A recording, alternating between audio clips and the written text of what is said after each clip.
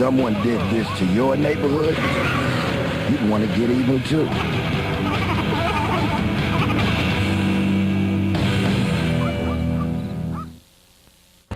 The Manasquan River is a wonderful natural resource. It supports diverse wildlife and unique habitats with 243 species of birds, 83 species of animals, and 75 species of fish. New Jersey hosts 77 threatened and endangered species. The river has abundant habitats with wetlands comprising 29% of the land area and forests comprising 19% of the land area surrounding the river. The commercial ocean fishery provides $20 million annually to the local economy. The Manasquan estuary supports 1,500 acres of hard clams with an estimated dockside value of $1.2 million. Boating on the river is a significant pastime with 21 marinas supporting nearly 1,000 boat slips and many more in dry dock.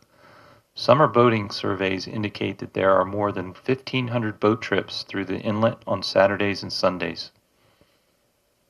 The Manasquan watershed is the land area surrounding the river. When it rains, water flows over the 82 square mile watershed and drains into the river. The changing landscape is impacting the Manasquan River. With nearly 300,000 watershed residents, almost everything we do affects the river. Anything placed, sprayed, or spilled on the landscape flows into the river with every rain event. Controlling these diverse sources of pollution is extremely difficult. Rainwater that once filtered into the forest floor is now channeled into stormwater systems and causes severe erosion. These sediments, trapped in the water column, are impacting fish and shellfish. The water quality of the Manasquan River impacts the Manasquan Reservoir as explained by Rich Famularo. Rich Famularo, I'm manager of Manasquan Water Supply System for the New Jersey Water Supply Authority. I'm standing here at the Manasquan Reservoir, which is a 4.7 billion gallon reservoir. The watershed area for the Manasquan Reservoir is actually the Manasquan River. Manasquan Reservoir is a pump storage reservoir, and we utilize pumping units on the Manasquan River to the reservoir to fill it. The service area for the Manasquan Reservoir encompasses a large portion of Monmouth County and a portion of northern Ocean County. In population, that's approximately 500,000 people. Next, John Tiedemann will tell us about his experience and share his knowledge of the river. Hi, I'm John Tiedemann, the Associate Dean in the School of Science, Technology, and Engineering, and also the Assistant Director of the Monmouth University Urban Coast Institute. I happen to also be a resident of Point Pleasant, where we're standing right now along the banks of the Manasquan River, and I've lived here for about 28 years and in Ocean County for over 30 years.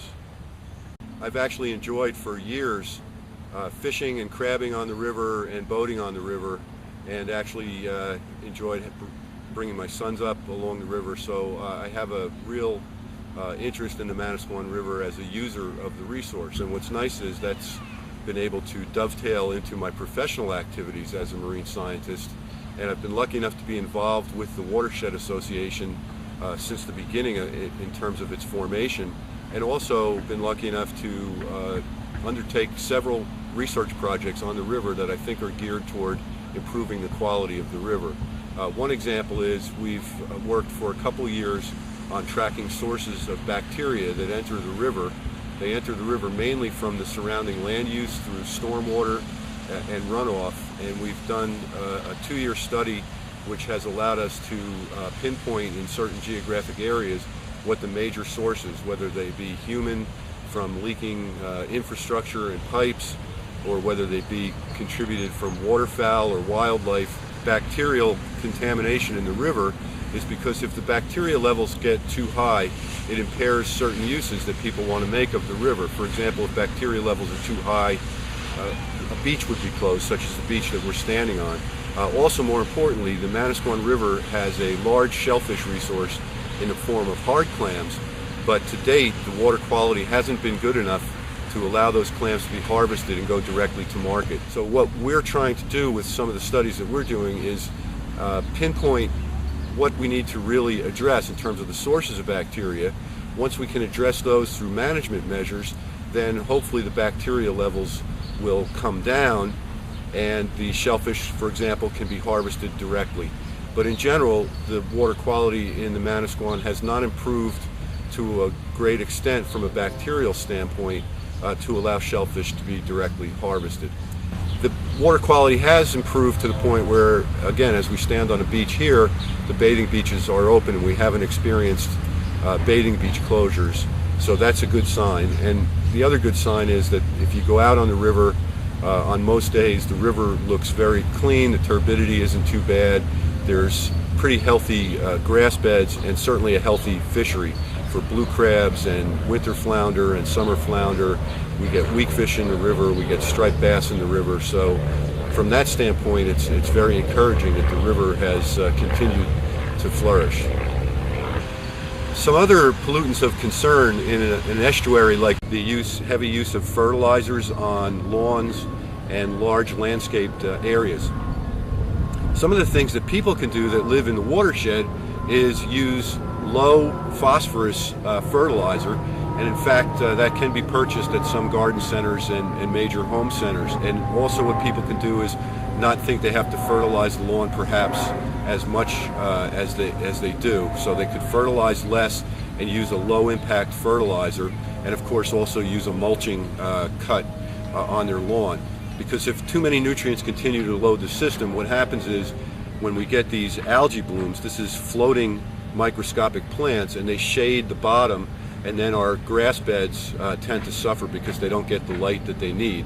And of course that's bad because the grass beds are habitat for all kinds of important organisms, including the young juvenile stages of some of the important things that we like to fish for, like blue crabs and other species of fish. One of the positive things that's happened in terms of the Manasquan River is the formation of the Manasquan River Watershed Association several years ago. The Watershed Association is doing a lot to make sure that best practices get put in place around the watershed to control sources of pollution. And the Watershed Association really needs people's support. It's an association of the people within the watershed trying to make sure that the quality of life in the watershed is maintained and improved. And so with people's support and supporting the Watershed Association, we really get a better ability to work within the municipalities when municipalities see that it's the people within their own towns that want to see the improvements, want to see positive change, and want to see things done in a better way.